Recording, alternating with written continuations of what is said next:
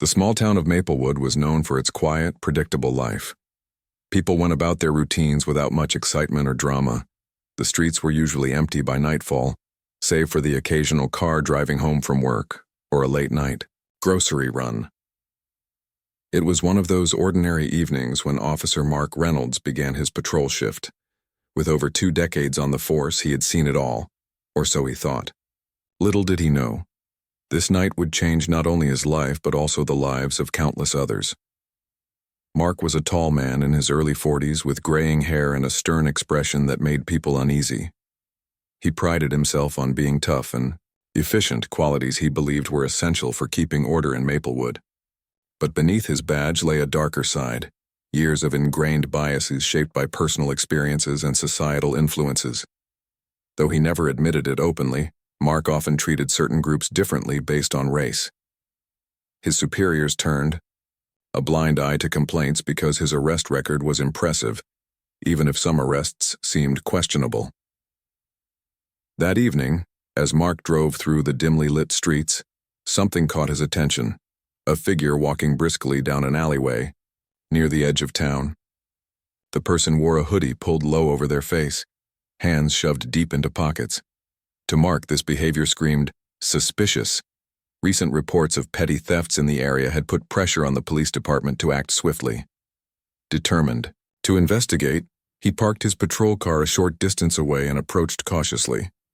"Hey, stop right there," Mark shouted, his voice echoing off the brick walls surrounding them. The figure froze for a moment before breaking into a sprint.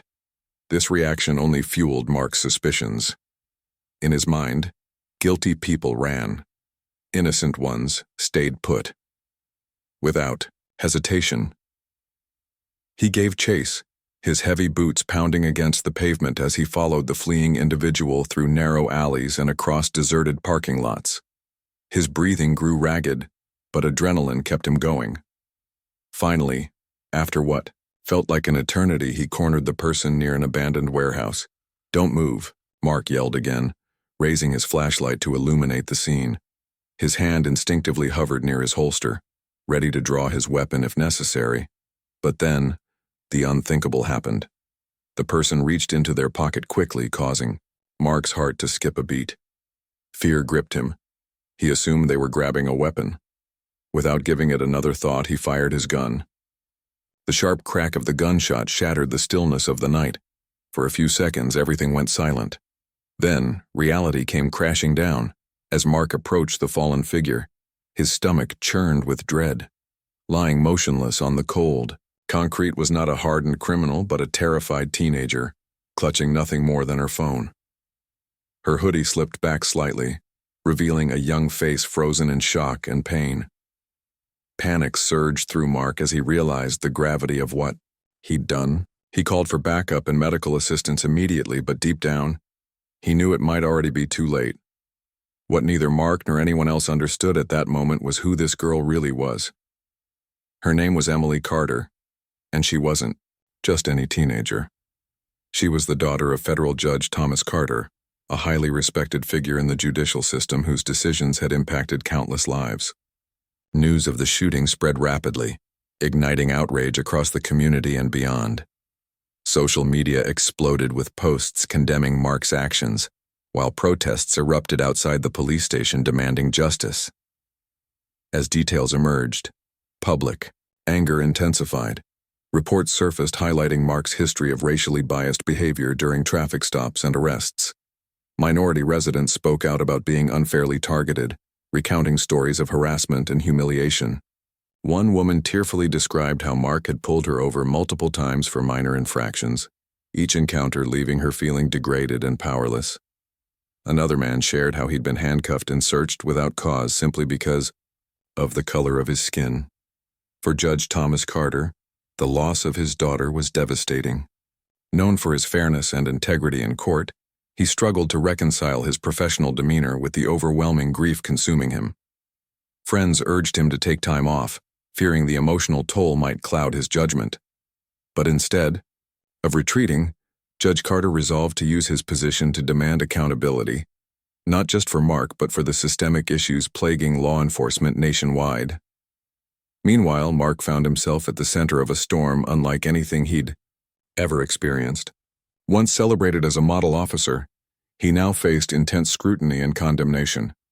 Colleagues distanced themselves, unwilling to associate with someone accused of such egregious misconduct. Even his family wrestled with shame and disbelief, torn between loyalty and morality. The incident became a turning point for Maplewood. Conversations about race, policing, and justice dominated dinner tables, classrooms, and workplaces. Activists seized the opportunity to push for reforms, organizing rallies and petitions aimed at addressing long-standing inequalities. Local leaders scrambled to respond, promising investigations and policy changes to restore trust between law enforcement and the community. Yet amidst the chaos, questions lingered. Could Mark have acted differently? Was this tragedy preventable? And most importantly, what would happen next? As the days passed, anticipation built around the impending legal proceedings. Everyone wanted answers and justice for Emily Carter. This single event served as a catalyst for transformation, forcing Maplewood to confront uncomfortable truths about itself. What started as a routine patrol ended up exposing cracks in the foundation of the town's social fabric. Lives were forever altered, and the ripple effects of that fateful night would continue to shape the future in ways no one could have predicted. For now, though, the spotlight remained firmly fixed on Officer Mark Reynolds. His choices had led to unimaginable consequences, and the world watched closely to see how the justice system would respond. Would it rise to the occasion, delivering a verdict that reflected fairness and accountability? Or would old patterns persist, allowing privilege and power to shield wrongdoing once again? Only time would tell, but one thing was clear: nothing would ever be the same again. The days following Emily Carter's death were a whirlwind of emotions, investigations, and revelations. Maplewood, a town once known for its peaceful existence, was now at the center of national headlines. The shooting of Judge Thomas Carter's daughter had sparked outrage, and as details emerged, it became clear that this tragedy was not just an isolated incident. It was symptomatic of deeper issues within the police department and society itself. As journalists and activists dug deeper into Officer Mark Reynolds' past, a pattern of troubling behavior began to surface. Reports revealed that Mark had been the subject of numerous complaints over the years, many from minority residents who claimed they were unfairly targeted during routine interactions with law enforcement. These allegations ranged from racial profiling during traffic stops to unwarranted searches and arrests. Yet despite these accusations, no meaningful action had ever been taken against him. Instead, Mark's career flourished, earning him promotions and accolades while his victims were left feeling powerless and voiceless. One particularly damning piece of evidence came to light when investigative reporters filed public records requests for body camera footage from previous incidents involving Mark. What they uncovered was shocking. In one video, Mark could be seen pulling over a young black man for a minor infraction, a broken taillight. The tone of the encounter quickly escalated as Mark used derogatory language, accusing the driver of being involved in criminal activity without any concrete evidence. When the man protested, Mark grew aggressive, ordering him out of the car and conducting a thorough search of both the vehicle and the individual. Nothing illegal was found, but the damage had already been done. The man later filed a complaint, which was dismissed by Internal Affairs after a cursory review. Another video showed Mark arresting a Hispanic teenager for loitering outside a convenience store. Witnesses reported that the boy had simply been waiting for his mother to finish shopping, but Mark refused to listen. He handcuffed the teen and shoved him into the patrol car, ignoring pleas from bystanders who insisted the arrest was unjustified. Again, the case was closed without repercussions for Mark, reinforcing a dangerous precedent that some officers operated above accountability. These videos painted a disturbing picture of systemic racism within the Maplewood Police Department. They highlighted how deeply ingrained biases influenced policing decisions, often with devastating consequences. For decades, marginalized communities had raised concerns about discriminatory practices, only to be met with indifference or denial. Now those voices were finally being heard, and amplified on a national stage. In the wake of Emily's death, protests erupted across Maplewood. Thousands gathered outside the police station chanting slogans like "Justice for Emily" and "No more excuses." Community leaders organized marches, vigils, and town hall meetings to demand transparency and reform.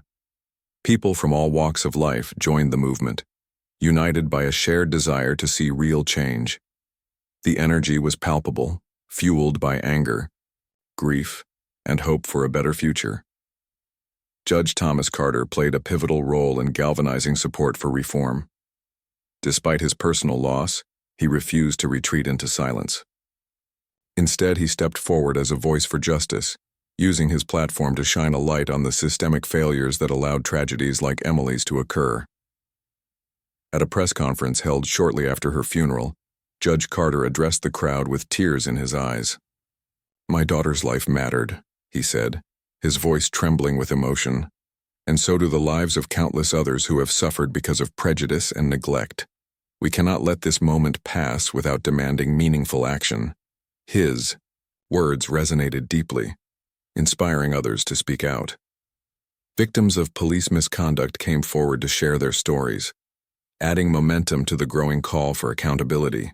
A local advocacy group launched a campaign called Truth Behind the Badge, urging citizens to submit testimonials about their experiences with law enforcement. Within weeks, hundreds of submissions poured in, each one shedding further light on the pervasive culture of bias and impunity. Amidst the mounting pressure, the Maplewood Police Department scrambled to respond. Chief Alan Peterson issued a statement condemning Mark's actions and promising a full investigation into the department's policies and practices. However, many viewed these efforts as too little, too late. Critics pointed out that similar promises had been made in the past, yet nothing substantial had changed. Trust between the community and the police force was at an all-time low, and repairing it would require more than empty rhetoric. For Mark Reynolds, the scrutiny was relentless. Once regarded as a decorated officer, he now faced widespread condemnation. His colleagues distanced themselves, unwilling to risk association with someone embroiled in such controversy. Even his family struggled to reconcile their love for him with the horrifying reality of what he had done. Isolated and vilified, Mark retreated into himself, grappling with guilt and fear about what lay ahead. Meanwhile, federal authorities took notice of the situation in Mapletown. Given the involvement of a federal judge's family, the case garnered significant attention from higher levels of government. The Department of Justice announced plans to conduct a comprehensive review of the Maplewood Police Department's operations, focusing specifically on patterns of racial discrimination and misconduct. This development sent shockwaves through the ranks of law enforcement, signaling that accountability might finally reach those who had long evaded it. As the investigation unfolded, new information continued to emerge. Former officers spoke out about the toxic culture within the department, describing how certain attitudes and behaviors were tolerated, or even encouraged, by leadership. One whistleblower recounted how rookies were often instructed to focus patrols on minority neighborhoods under the guise of crime prevention, perpetuating stereotypes and fostering resentment among residents. Another revealed that officers frequently joked about racial profiling, dismissing criticism as politically correct nonsense. These revelations painted a grim portrait of institutionalized racism, underscoring the urgent need for reform. Activists seized the opportunity to push for sweeping changes, advocating for measures such as mandatory implicit bias training, increased diversity in hiring, and independent oversight boards to monitor police conduct. Lawmakers introduced legislation aimed at addressing these issues on a broader scale, recognizing that Maplewood was not an anomaly, but rather a microcosm of larger societal problems. Despite the progress being made, tensions remained high. Protests occasionally turned confrontational, with clashes erupting between demonstrators and law enforcement. Some argued that peaceful dialogue was insufficient, calling for more radical approaches to dismantle oppressive systems. Others cautioned against extremism, emphasizing the importance of unity and collaboration in achieving lasting change. Through it all, Judge Thomas Carter remained steadfast in his commitment to justice. He traveled extensively, speaking at conferences and universities about the need to confront systemic racism head-on. His speeches were powerful and moving, blending personal anecdotes with data-driven arguments to drive home the message that equality could not wait. He also worked closely with lawmakers to draft policies designed to hold law enforcement accountable while safeguarding civil liberties. Back in Maplewood, the community began to heal, albeit slowly. Memorials honoring Emily Carter sprang up around town, serving as reminders of the cost of complacency. Schools incorporated lessons on social justice into their curricula, ensuring that future generations understood the importance of empathy and fairness. Local businesses pledged support for initiatives promoting inclusivity, donating funds and resources to organizations working toward equity. Yet, beneath the surface, scars lingered. Families affected by police brutality carried their pain quietly, hoping for closure but uncertain if it would ever come. Officers wrestled with conflicting emotions, torn between pride in their profession and shame over its shortcomings. And Mark Reynolds awaited his fate, knowing that whatever happened next would redefine the course of his life, and perhaps the entire system he represented. The truth behind the badge had been laid bare, exposing flaws that could no longer be ignored. As Maplewood grappled with its newfound awareness, one question loomed large. Would this moment lead to genuine transformation? Or would history repeat itself once the spotlight faded? Only time would tell. But for now, the fight for justice burned brighter than ever. The trial of Officer Mark Reynolds became one of the most anticipated legal proceedings in recent history. It wasn't just a case about a single act of violence. It was a referendum on accountability, systemic racism, and the future of policing in America.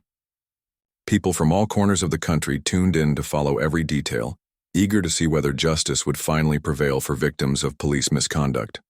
For Maplewood, this trial represented a reckoning long overdue.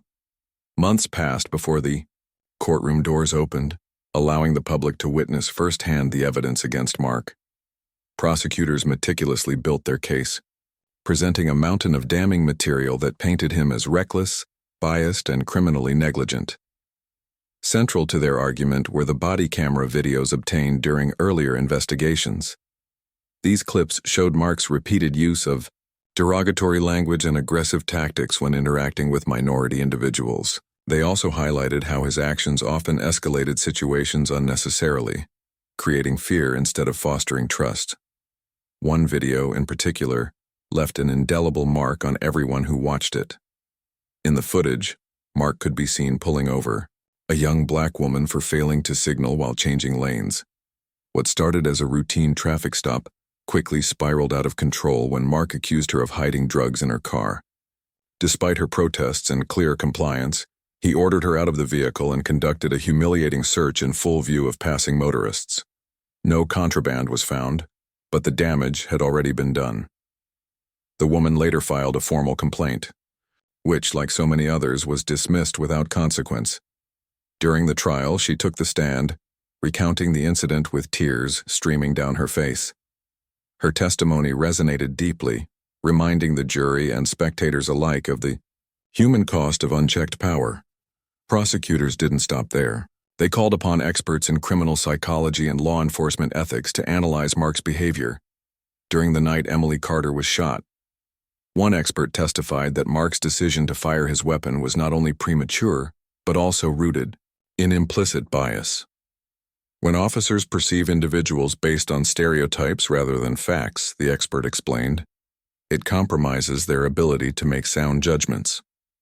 This statement struck a chord, underscoring how deeply ingrained prejudices can lead to fatal outcomes. On the other side of the courtroom, Mark's defense team worked tirelessly to portray him as a dedicated officer caught in an unfortunate accident.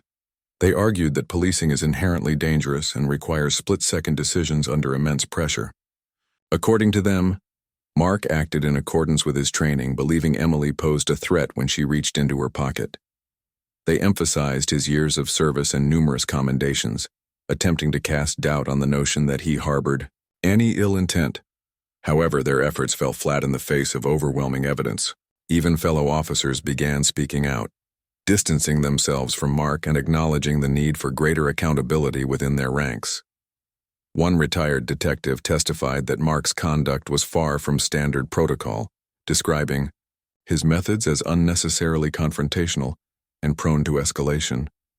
Another colleague revealed that Mark had earned a reputation for targeting minorities disproportionately, a claim supported by statistical data showing disparities in arrest rates among different racial groups.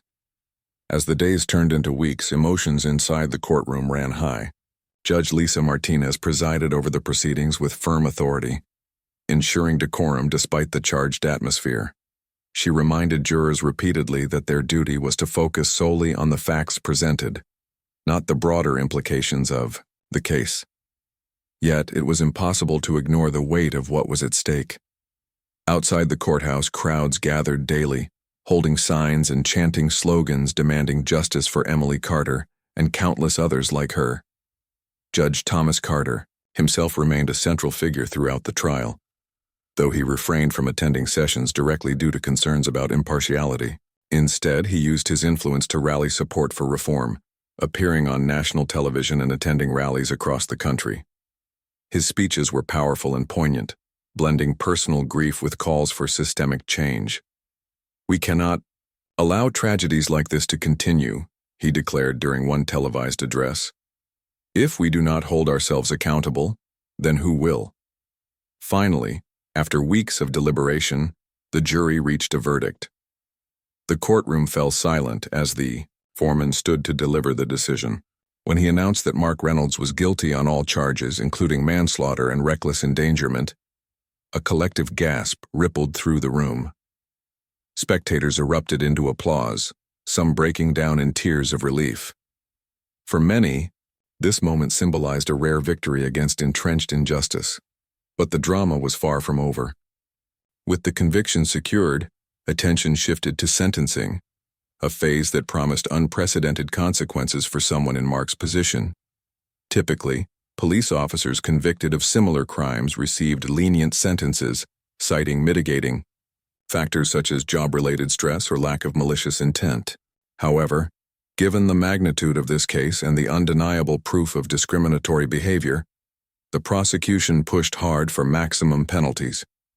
During closing arguments, they urged Judge Martinez to send a clear message: no badge grants immunity from accountability. "This isn't just about punishing one man," the lead prosecutor stated emphatically. "It's about dismantling systems that shield wrongdoing behind uniforms and titles. If we want true progress, we must hold institutions responsible." Defense attorneys countered by pleading for leniency, warning that excessive punishment could discourage honest officers from making difficult decisions necessary for public safety. They painted Mark as a product of flawed policies rather than a rogue actor operating outside the law. But their appeals carried little weight in light of the evidence presented. When Judge Martinez delivered her ruling, the nation held its breath. Standing tall behind the bench, she addressed the packed courtroom with measured resolve. "Today we affirm that everyone, regardless of title or profession, is subject to the same standards of justice," she declared. Her voice rang with authority as she handed down the harshest sentence ever imposed on a law enforcement official: life imprisonment without parole, eligibility until serving 25 years. The impact of this decision reverberated far beyond Maplewood. News outlets hailed it as a landmark ruling, signaling a potential shift toward greater accountability within policing. Social media platforms buzzed with reactions ranging from jubilation to disbelief.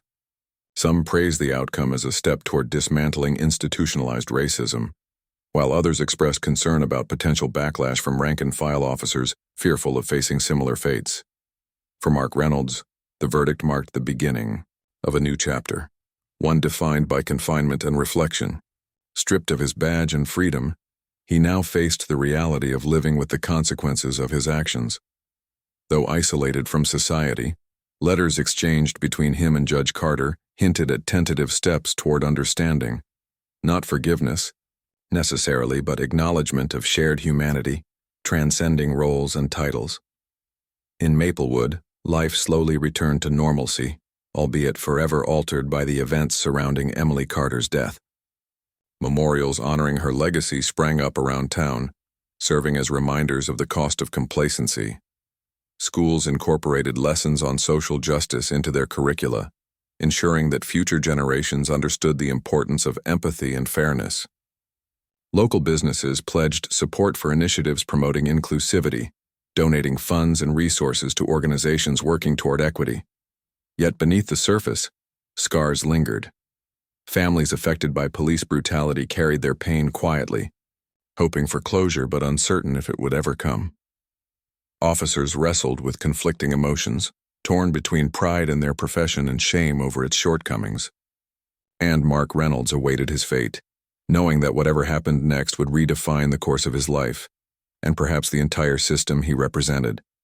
The trial may have ended, but its ripple effects continued to shape conversations about race, policing, and justice nationwide.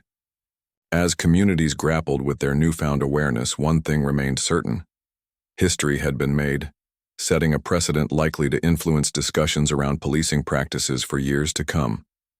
Whether this moment would lead to lasting transformation or fade into memory remained to be seen, but for now hope persisted. Perhaps someday soon true equity might flourish unencumbered by fear or hatred. The sentencing of Officer Mark Reynolds sent shockwaves through Maplewood and the nation. Never before had a police officer faced such severe consequences for actions taken while on duty. Life imprisonment without parole eligibility until serving 25 years was an unprecedented punishment, setting a new standard for accountability in law enforcement. The ruling wasn't just about punishing one man. It was a message to institutions everywhere that no badge could shield wrongdoing anymore. For many residents of Maplewood, the sentence brought a sense of vindication. After years of feeling powerless against systemic injustices, they finally saw tangible proof that change was possible. Yet alongside relief came lingering questions. Would this landmark decision truly lead to meaningful reform? Or would it fade into history as another isolated victory, leaving deeper issues unresolved? In the weeks following the verdict, Maplewood underwent significant transformations. The police department became ground zero for sweeping reforms aimed at addressing the biases and practices that had allowed tragedies like Emily Carter's death to occur. Training programs were revamped to focus heavily on implicit bias recognition, de-escalation techniques, and cultural sensitivity. Officers now attended workshops where they learned to challenge their own assumptions and approach situations with greater empathy. These changes weren't optional. They were mandatory, enforced through rigorous evaluations and audits. Recruitment strategies also shifted dramatically. Recognizing the importance of representation, the department actively sought candidates from diverse backgrounds reflective of the community it served. Outreach efforts targeted underrepresented groups, encouraging them to consider careers in law enforcement. Scholarships and mentorship programs were introduced to support aspiring officers who might otherwise face barriers to entry. Slowly but surely, the face of policing in Maplewood began to transform. While these reforms signaled progress, implementing them wasn't without challenges.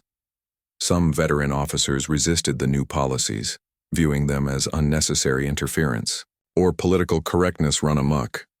Complaints about soft policing circulated within the ranks, with a few even threatening to quit rather than adapt. However, leadership stood firm, making it clear that resistance wouldn't be tolerated.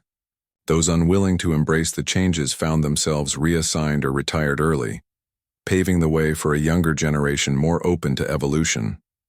Outside the police force, community relations improved incrementally.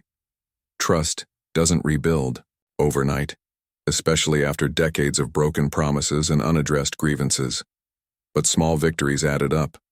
Town hall meetings became collaborative spaces where citizens voiced concerns directly to officials who listened intently and acted accordingly. Independent oversight boards were established to monitor police conduct, ensuring transparency and accountability. For the first time in years, people felt heard and believed their voices mattered. Judge Thomas Carter played a pivotal role in driving these changes forward. Still grappling with the loss of his daughter, he channeled his grief into advocacy, work traveling extensively to speak about dismantling discriminatory systems embedded within various sectors of society. His speeches resonated deeply, blending personal anecdotes with data-driven arguments to highlight the urgent need for reform. He collaborated closely with lawmakers, drafting legislation designed to hold law enforcement accountable while safeguarding civil liberties. One bill, known as the Equity in Policing Act, mandated statewide adoption of body cameras and independent investigations into officer-involved shootings. It passed unanimously, marking a historic step toward transparency. Meanwhile, Emily Carter's memory lived on through initiatives established in her honor. A scholarship fund supported young leaders committed to social justice causes, empowering the next generation to fight for equality. Schools incorporated lessons on systemic racism and civic responsibility into their curricula, teaching students the value of standing up against injustice. Local businesses pledged resources to organizations working toward equity, creating partnerships that strengthened the community's resolve. Yet, amidst the progress, scars remained. Families affected by police brutality carried their pain quietly, hoping for closure but uncertain if it would ever fully arrive. For some, the wounds ran too deep, requiring time and effort beyond what current measures could provide. Counseling services expanded to address trauma caused by institutionalized racism, offering free therapy sessions to those struggling to heal. Mark Reynolds, now confined to a maximum security prison, faced a different kind of reckoning. Initially defiant, isolation gradually softened his stance, forcing introspection regarding choices leading up to that fateful night. Letters exchanged between him and Judge Carter revealed tentative steps toward reconciliation, not forgiveness, per se, but acknowledgement of shared humanity transcending titles or roles played. In one letter, Mark admitted, "I never intended to hurt anyone, but I see now how my actions caused unimaginable pain. If there's anything I can do to make amends, I'm willing." These exchanges sparked debates nationwide. Should individuals responsible for grave harm be given opportunities for redemption? Or should they bear the full weight of their crimes indefinitely? While opinions varied, most agreed that accountability must coexist with rehabilitation, balance crucial for fostering genuine transformation. As months turned into years, Maplework continued evolving. Crime rates dropped significantly, attributed partly to improved community police relations. Residents reported feeling safer walking the streets at night, knowing officers prioritized protection over punishment. Protests dwindled, replaced by constructive dialogue aimed at sustaining momentum. Even critics acknowledged that while imperfections persisted, strides toward fairness and inclusivity were undeniable. Nationwide, the ripple effects of Maplewood's journey inspired similar movements in other cities. Lawmakers referenced the town's blueprint when crafting policies addressing systemic inequities. Activists cited Judge Carter's speeches during rallies, using his words to galvanize support for broader societal change. Media outlets highlighted Maplewood's story as proof that perseverance pays off, even in the face of seemingly insurmountable odds. Still, challenges lingered. Resistance to reform persisted in certain quarters, fueled by fear of losing traditional power structures. Debates raged over how best to balance public safety with individual rights, reflecting ongoing tensions inherent in policing itself. Yet, each obstacle presented an opportunity for growth, reminding everyone involved that progress is rarely linear. Ultimately, Emily Carter's legacy endured far beyond tragedy itself.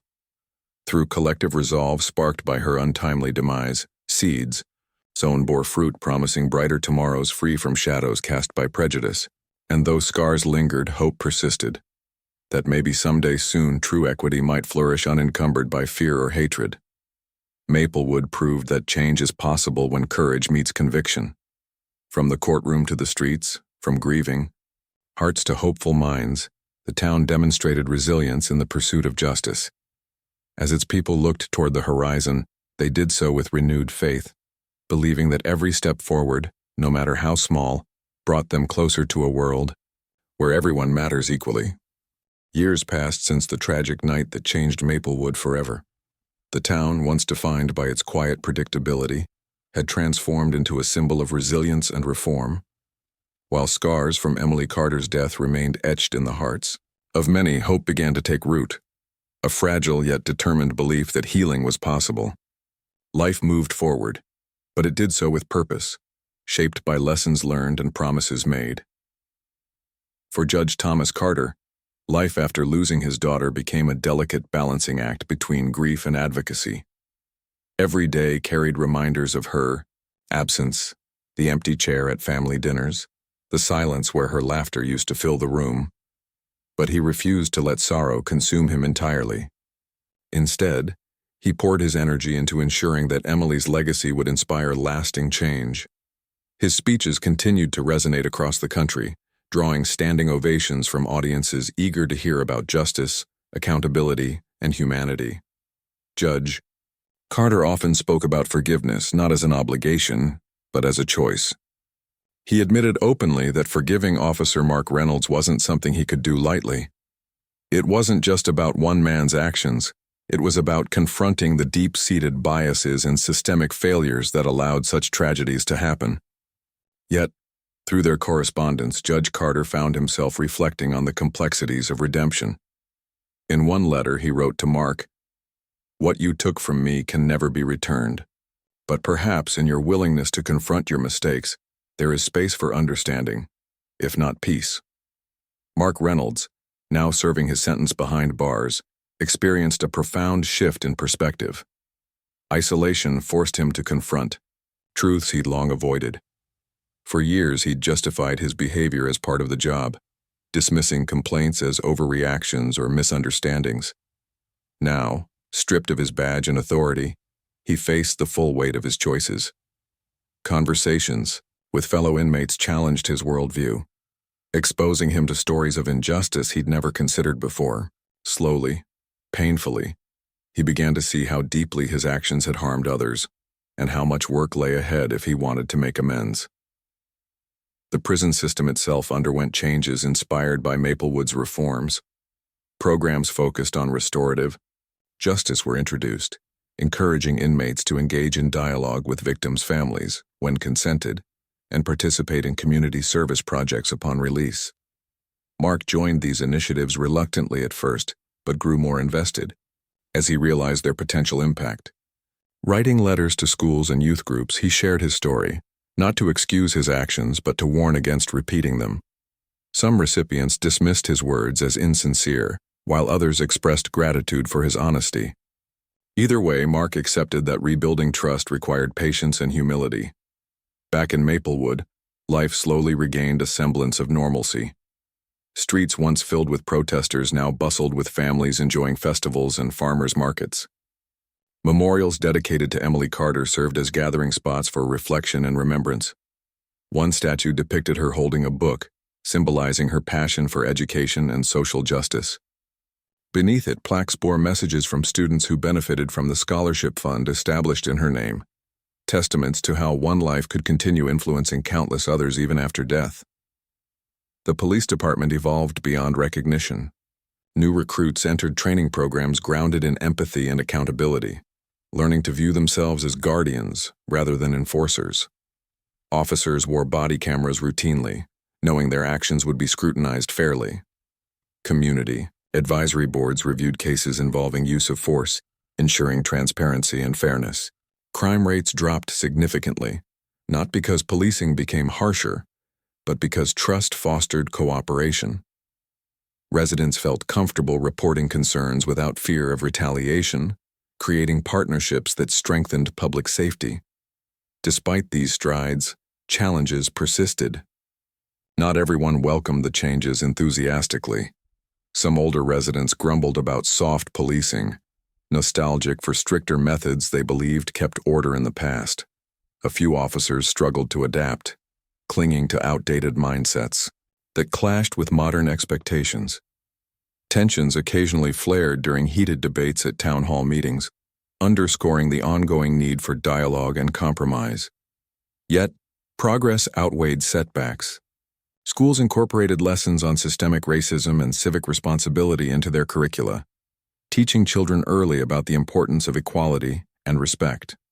Local businesses partnered with advocacy groups to promote inclusivity, hosting workshops and fundraisers aimed at supporting marginalized communities. Even small gestures like murals celebrating diversity painted on downtown walls reflected a collective commitment to moving forward together. One of the most remarkable developments came when Maplewood hosted its first annual Unity Day, a celebration of resilience and reconciliation. Thousands gathered in the park where Emily's memorial stood, sharing food, music, and stories. Speakers included activists, educators, and law enforcement officials united in their vision of a better future. Judge Carter delivered the keynote address urging attendees to remain vigilant in the fight for justice. "Change doesn't end here," he said, his voice steady despite the emotion in his eyes. "It's a journey, one we must walk together, step by step." As Unity Day concluded, people lingered, reluctant to leave the warmth of connection forged throughout the day. Children played near the statue of Emily, unaware of the sacrifices that made such moments possible. Parents watched with smiles tinged with sadness, grateful for a world growing kinder thanks to those who dared to demand more. In quieter moments, Judge Carter visited Emily's grave, sitting silently beside the headstone adorned with fresh flowers. He spoke softly, imagining her response to all that had happened since her passing. "You'd be proud, sweetheart," he whispered one evening, tears streaming down his face. "Your light still shines, guiding us toward brighter days." Maplewood proved that healing isn't linear. It's messy, painful, and unpredictable, but it's also hopeful. From tragedy emerged transformation, imperfect yet powerful. Lives once torn apart found ways to mend, piece by piece. Systems once broken bent toward fairness, however haltingly. And though questions lingered about what the future held, one truth remained undeniable. Courage and compassion could rewrite even the darkest chapters. As the sun set over Maplewood, casting golden hues across streets lined with trees and homes, the town stood as living proof that no wound is too deep to heal, if hearts remain open and hands stay ready to build anew. Emily Carter's memory lived on, not as a symbol of loss, but as a beacon of possibility, reminding everyone that true justice lies not in vengeance but in the relentless pursuit of a world where every life matters equally.